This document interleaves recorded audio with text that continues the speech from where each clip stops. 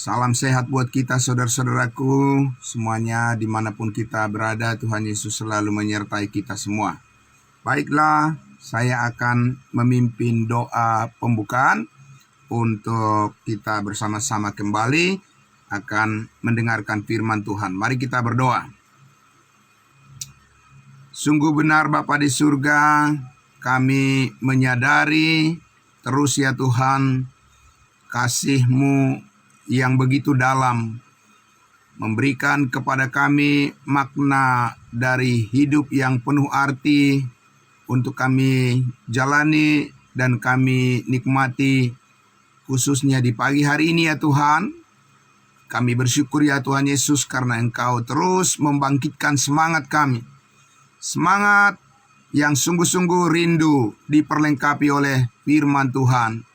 Dan kami bersekutu di dalam tubuh Kristus untuk saling melengkapi satu dengan yang lain. Dan terlebih ya Tuhan, diperlengkapi oleh setiap kebenaran firman-Mu. Kasih karunia-Mu lah yang kami andalkan ya Tuhan, sehingga kami semua bisa tetap melayani Tuhan dengan komitmen yang kuat. Kami percaya kami dipakai oleh Tuhan untuk menjadi saluran berkat bagi banyak orang. Di dalam nama Tuhan Yesus kami menyambut kebenaran firman-Mu. Tuhan yang memberkati setiap saudara kami yang sudah bergabung pada pagi hari ini. Haleluya, amin. Puji Tuhan, saudara-saudaraku. Terima kasih untuk kita semua. Ya, terima kasih juga. Selamat pagi untuk saudara kami juga yang sudah bergabung melalui live streaming. Bapak Evangelis Aliarno Situmorang dari Medan. Terima kasih. Baik, saudaraku yang dikasihi Tuhan Yesus, kita masih akan memperdalam terus arti daripada kasih karunia atau anugerah, yang merupakan kata yang paling banyak kita temukan di dalam surat-surat Rasul Paulus. Berbicara tentang anugerah atau kasih karunia yang sangat berbeda dengan yang dimaksudkan oleh para penulis Alkitab di kitab Perjanjian Lama maupun yang ada di dalam kitab Perjanjian Baru. Nah, Bapak Ibu Saudaraku yang dikasihi Tuhan Yesus, sedikit lagi saya akan membaca apa yang sudah kita dengarkan kemarin tentang pengertian daripada kasih karunia yang dipahami oleh orang-orang Israel.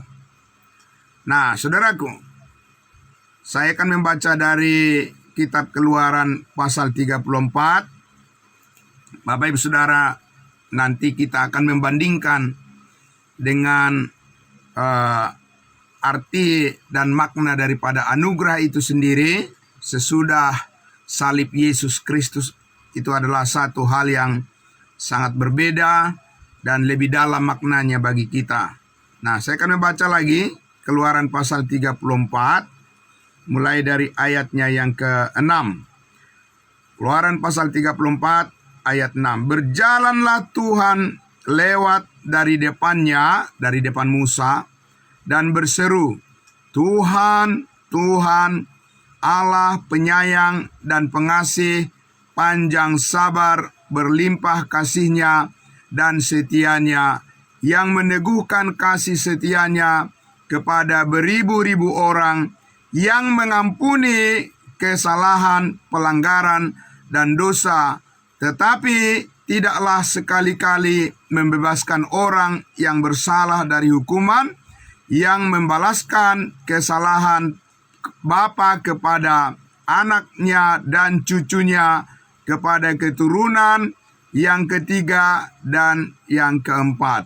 Bapak Ibu Saudaraku yang dikasihi Tuhan Yesus, jadi kita lihat di sini antara berkat dan kutuk itu berdampingan ketika Tuhan diperkenalkan atau memperkenalkan dirinya sebagai yang penuh kasih karunia kepada bangsa Israel.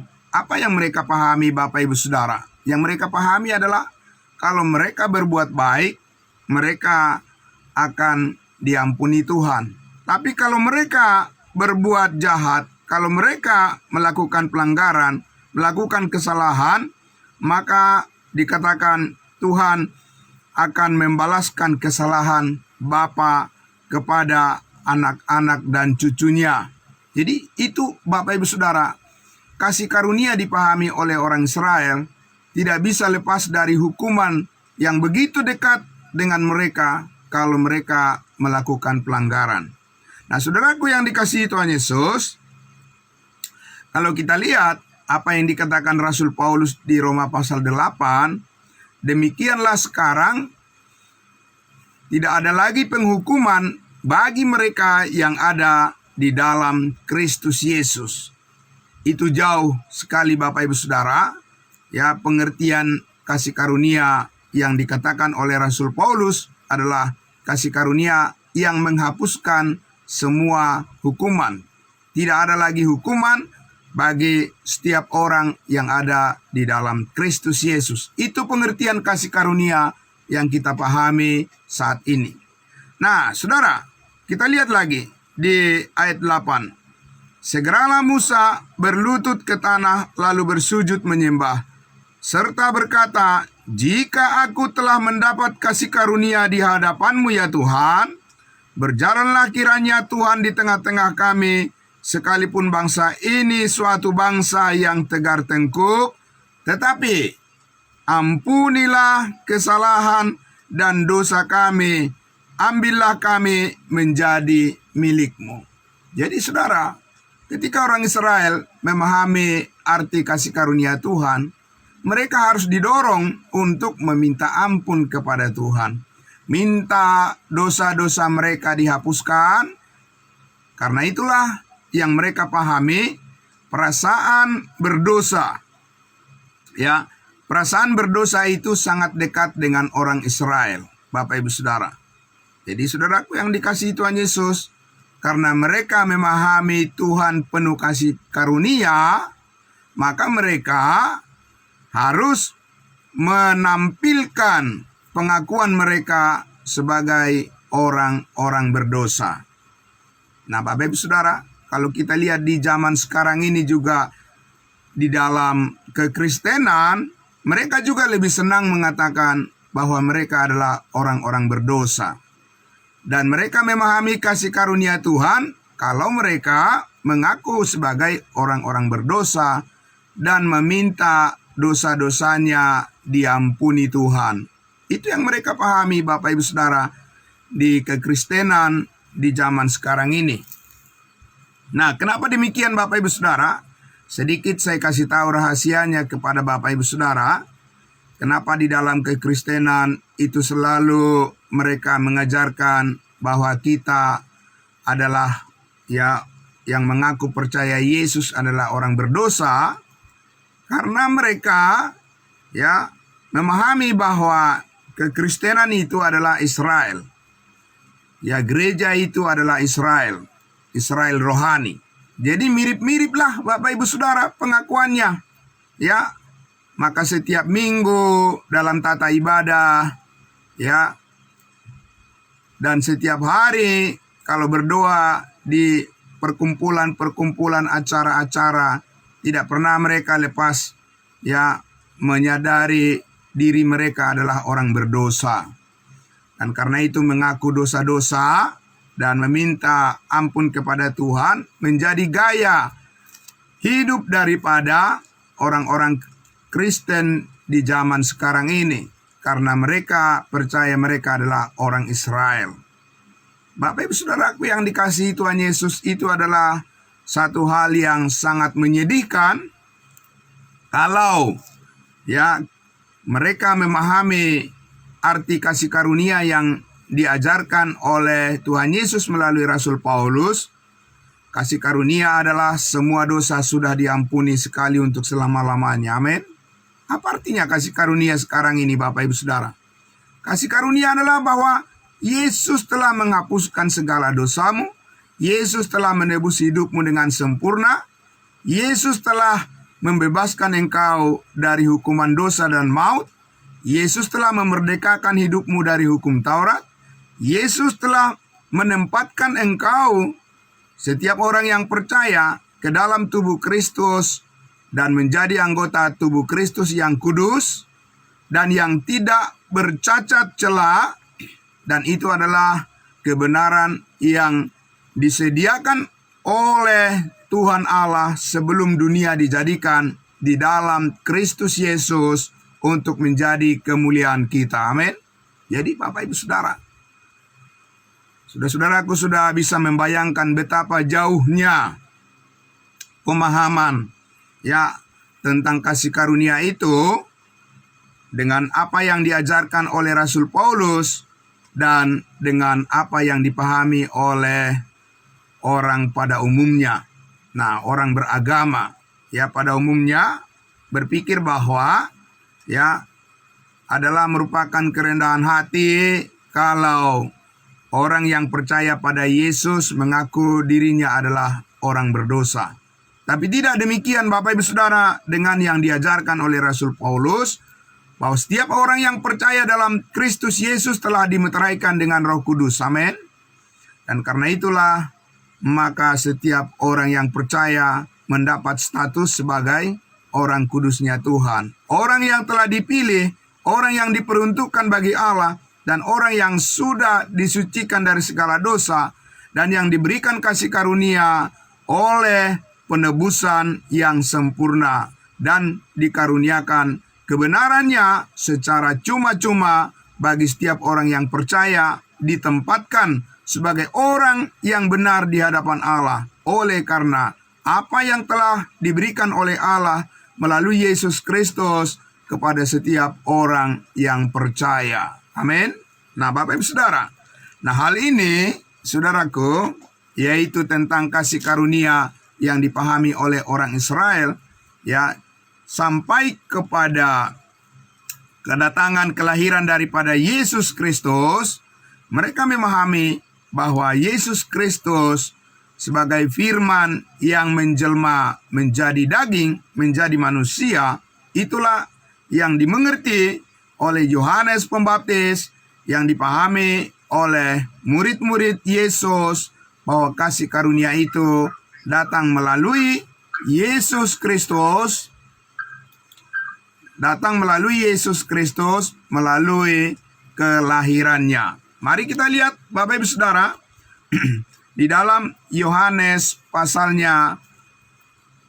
Kita lihat Yohanes pasal 1 Saya akan membacakan dan Bapak Ibu Saudara bisa menyimak melalui Alkitab firman Tuhan yang ada di tangan Bapak Ibu Saudara. Yohanes, kita lihat Yohanes pasalnya yang pertama, ayatnya yang ke-17. Yohanes pasal pertama, saya baca dari ayatnya yang ke-16 Karena dari kepenuhan Kristus, kita semua telah menerima kasih karunia demi kasih karunia. Kepenuhan Yesus Kristus yang memenuhi nubuat perjanjian lama. Amin. Karena kelahiran daripada Yesus Kristus sudah dinubuatkan dalam Yesaya pasal 9, di mana Yesaya mengatakan bahwa seorang anak telah lahir bagi kita dan dia adalah disebut sebagai penasihat ajaib, Allah yang perkasa, yang berkuasa untuk selama-lamanya. Itu yang dinubuatkan oleh Nabi Yesaya. Dan kemudian di sini dikatakan di Yohanes pasal 1 ini, saudaraku, karena dari kepenuhan Yesus Kristus sebagai Mesias, kita semua di sini, tentu Yohanes berbicara kepada umat Israel, karena Yohanes sebagai Rasul Yesus Kristus bukan berbicara kepada tubuh Kristus, tapi dia berbicara kepada bangsanya sendiri, yaitu bangsa Israel. Telah menerima kasih karunia demi kasih karunia. Ayat 17. Sebab hukum Taurat diberikan oleh Musa. Hukum Taurat diberikan oleh Musa, tetapi kasih karunia dan kebenaran datang oleh Yesus Kristus. Saudaraku yang dikasihi Tuhan Yesus, tentu saja yang dimaksudkan oleh Yohanes di sini tentang kasih karunia itu adalah menunjuk pada kelahiran Yesus Kristus. Kelahiran Yesus Kristus yang dijanjikan untuk menjadi raja di tahta Daud, memerintah di tahta Daud. Itu sebabnya dikatakan Yesus adalah anak Daud. Karena itulah janji kemurahan hati Tuhan yang dikaruniakan untuk memulihkan umatnya Israel untuk kembali menjadi bangsa pilihan Tuhan yang berkenan di hadapannya kalau mereka menyambut Yesus sebagai Mesias. Amin. Kalau mereka menyambut Yesus sebagai Raja.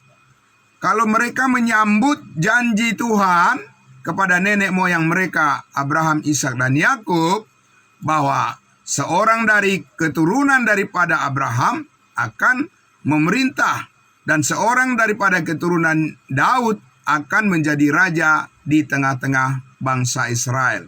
Itulah kasih karunia Tuhan kepada umatnya Israel. Nah, Bapak Ibu Saudaraku yang dikasihi Tuhan Yesus, karena itulah Yohanes di sini tidak berbicara tentang salib Kristus sebagai sumber daripada kasih karunia Tuhan.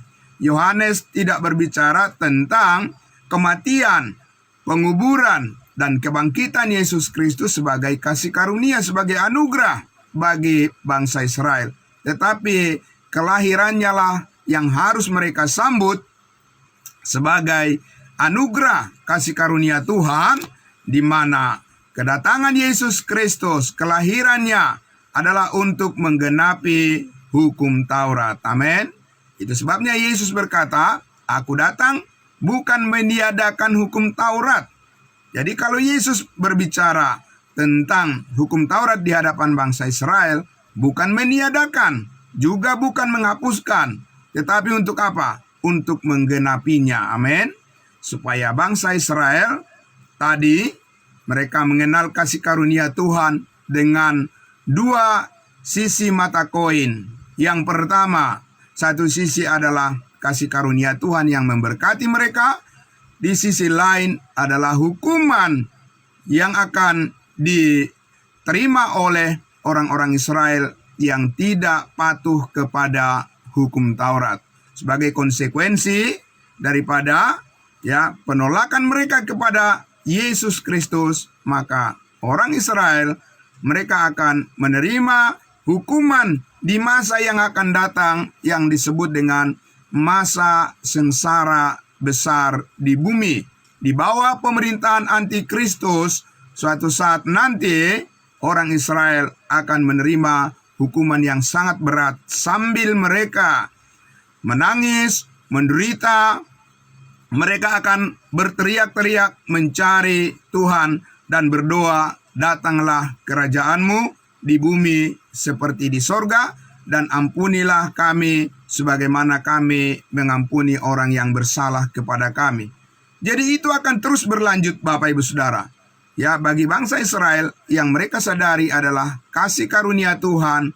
Kalau Tuhan mau hadir di tengah-tengah mereka dan mengampuni mereka dari kesalahan yang sangat fatal yang mereka lakukan ketika Yesus datang di tengah-tengah bangsa Israel, mereka bukannya menghormati dan memakai kesempatan itu untuk menyambut Yesus Kristus sebagai Mesias, tetapi orang-orang Israel, pemimpin-pemimpin bangsa Israel justru menyalibkannya. Nah, Bapak Ibu Saudara, tapi suatu saat kasih karunia Tuhan, yaitu Yesus Kristus itu akan datang kedua kali untuk membebaskan bangsanya sendiri, bangsa Israel, untuk melepaskan mereka dari segala hukuman dan akan dijadikan sebagai umat pilihannya, umat kerajaannya di tengah-tengah dunia ini.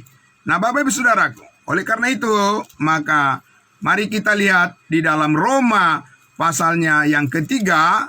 Inilah pengertian kasih karunia yang berbeda ketika kita memahami maksud daripada Tuhan yang sebelum dunia dijadikan telah ditetapkan menjadi kemuliaan kita saat ini, saudara-saudaraku, dalam pengenalan kita akan Yesus Kristus, beginilah arti daripada kasih karunia saat ini. Roma pasal 3 ayatnya yang ke-20, 21. Mulai dari ayat 21. Saya akan membacakan untuk kita, saudara. Roma pasal 3, tentu saja ini adalah firman Tuhan yang diterima oleh Rasul Paulus sebagai rasul kita bangsa-bangsa lain. Rasul kita bangsa non-Yahudi. Ya, dikatakan di ayat 21, Bapak Ibu Saudara. Tetapi sekarang, ya, amin. Tetapi sekarang tanpa hukum Taurat, kebenaran Allah telah dinyatakan seperti yang disaksikan dalam kitab Taurat dan kitab-kitab para nabi, yaitu kebenaran Allah karena iman dalam Yesus Kristus bagi semua orang yang percaya, sebab tidak ada perbedaan. Bapak Ibu Saudaraku yang dikasihi Tuhan Yesus, kasih karunia Tuhan kepada bangsa Israel, kemarin kita sudah baca, dikatakan bahwa Tuhan membedakan bangsa Israel dari bangsa-bangsa lain. Mereka adalah bangsa pilihan. Tuhan memberikan hukum Taurat kepada bangsa Israel dan tidak diberikan kepada bangsa-bangsa lain. Bangsa Israel diistimewakan karena perjanjian Allah dengan nenek moyang mereka, Abraham, Isa, dan Yakub, dan mereka adalah kepala dan bangsa-bangsa lain adalah ekor. Itu adalah kasih karunia Tuhan yang mereka pahami. Tetapi orang Israel, Bapak Ibu Saudaraku, harus hidup di bawah hukum Taurat. Namun dengan kita, saudara, saat ini dikatakan kita hidup tanpa hukum Taurat karena kita sekarang menerima anugerah Allah, yaitu anugerah kebenaran karena iman dalam Yesus Kristus bagi setiap orang yang percaya, dan tidak ada lagi perbedaan. Nah, saudara, kita lihat di ayatnya yang ke-23. Karena semua orang telah berbuat dosa dan telah kehilangan kemuliaan Allah. Sekarang kasih karunia Allah diperkenalkan dengan konsep yang baru kepada kita. Ayat 24. Dan oleh kasih karunia telah dibenarkan dengan cuma-cuma karena penebusan dalam Kristus Yesus. Amin. Saudaraku yang dikasihi Tuhan Yesus, ketika kita memahami arti daripada kasih karunia Tuhan, itu adalah pemberian secara cuma-cuma, ya, itu arti daripada kasih karunia, grace. Kita memahami sebagai arti daripada grace, arti daripada kasih karunia adalah pemberian Tuhan melalui Yesus Kristus. Kita terima bukan karena usaha dan perbuatan kita, bukan karena kebaikan kita, bukan karena kerja keras kita, bukan karena prestasi kita, tetapi itu diberikan oleh Allah secara cuma-cuma. Amin. Kenapa secara cuma-cuma, Bapak Ibu Saudara? Oleh karena Yesus Kristuslah yang telah memperjuangkan, amin, memperjuangkan bagi kita dengan memikul salib, memperjuangkan bagi kita dengan mengorbankan tubuhnya, memperjuangkan bagi kita dengan mencurahkan darahnya, dan bahkan menyerahkan nyawanya, dikorbankan untuk menggantikan kita, menanggung hukuman di atas kayu salib itu. Dan Yesus berkata, sudah selesai. Amin.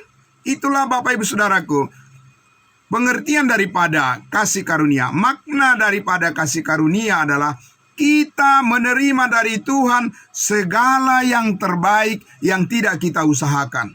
Amin. Sekali lagi, kita menerima yang terbaik, hidup yang kekal, keselamatan, kepastian masuk surga. Diberikan secara cuma-cuma, bukan karena usaha dan perbuatan kita, bukan juga karena kita menaati hukum Taurat, dan bukan juga karena kita menjadi orang yang sudah baik, dan bukan kita juga telah menjadi orang yang setia, tetapi semuanya itu diberikan oleh Allah kepada kita melalui iman kepada Yesus Kristus, karena semua dosa kita telah ditebus, diampuni, dan diberikan kepada kita kasih karunia. Tuhan menerima kita menjadi miliknya untuk selama-lamanya, dan Tuhan tidak akan mengubah janjinya. Amin. Nah, Bapak Ibu Saudaraku yang dikasihi Tuhan Yesus, itulah sebabnya saudaraku, kalau kita membaca firman Tuhan yang disampaikan oleh Rasul Paulus, saudara dan saya akan mendapati banyak kasih karunia Allah yang direfleksikan melalui ucapan syukur. Mengucap syukurlah dalam segala hal, karena itulah yang Tuhan kehendaki bagi kamu dalam Kristus Yesus. Dan bersukacitalah senantiasa di dalam Tuhan. Sekali lagi kukatakan, bersukacitalah. Amin. Janganlah hendaknya kamu khawatir tentang apapun juga, tetapi nyatakanlah segala sesuatu keinginanmu kepada Allah di dalam doa dan permohonan serta ucapan syukur. Amin. Saudaraku yang dikasihi Tuhan Yesus, betapa bangga kita memahami kasih karunia Tuhan yang kita dapat mengerti, yang kita dapat nikmati, bahwa di dalam Yesus Kristus kita telah dipilih sebelum dunia dijadikan, supaya kita menjadi kudus dan tidak bercacat di hadapannya. Amin. Dengan motivasi yang sangat luar biasa ini, saudara-saudara dan saya, mari saudaraku, kita terus disemangati oleh firman Tuhan setiap pagi secara konsisten dan secara konsekuen. Saudara dan saya rindu untuk terus diperlengkapi menjadi anak-anak Tuhan yang didewasakan dalam iman dan kuat menghadapi berbagai ujian, pencobaan, persoalan-persoalan dalam kehidupan ini. Dengan tetap berdiri tegak di hadapan Tuhan, kita akan terus melayani Dia, melayani Tuhan kita. Amin. Bapak Ibu Saudara, hendaklah kerajinanmu jangan kendor, tetapi biarlah rohmu menyala-nyala dan layanilah Tuhan. Amin. Mari kita berdoa. Bapa di dalam surga, terima kasih. Sungguh di pagi hari ini ya Tuhan, kami kembali lagi dibukakan rahasia tentang pengertian yang benar mengenai kasih karuniamu, anugerahmu, anugerah Tuhan yang sempurna, yang telah menjadikan kami orang-orang kudusnya Tuhan, menjadikan kami orang-orang pilihan. Di dalam Yesus Kristus kami menjadi kudus dan tidak bercacat.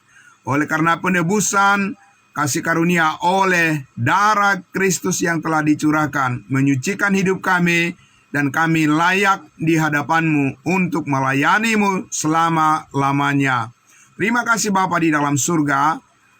Berikanlah Tuhan Yesus kepada kami roh yang bernyala-nyala, dan biarlah kami terus melayani Tuhan dengan penuh kesetiaan dan penuh ketulusan, karena kami percaya semuanya ini adalah merupakan berkat yang paling besar yang kami terima di dalam pengalaman sepanjang hidup kami ini. Terima kasih, di dalam nama Tuhan Yesus kami berdoa. Diberkatilah semua saudara-saudara kami dimanapun berada, diberkatilah mereka semuanya, dan dikaruniakan keberanian untuk menyaksikan berita keselamatan, berita kabar baik, kasih karunia Allah kepada semua orang. Demi hormat dan kemuliaan bagi nama Tuhan kami Yesus Kristus untuk selama-lamanya. Amin. Amin. Terima kasih saudaraku. Selamat pagi untuk kita semuanya. Salam kudus Bapak Ibu Saudara. Ya, selamat beraktivitas. Terima kasih Bapak Yohanes hambanya yang sedang dalam perjalanan menuju kota Serang. Tuhan memberkati. Shalom semuanya. Salam kudus. Ya, terima kasih. Baik, kita mengucap syukur kepada Tuhan. Kita sudah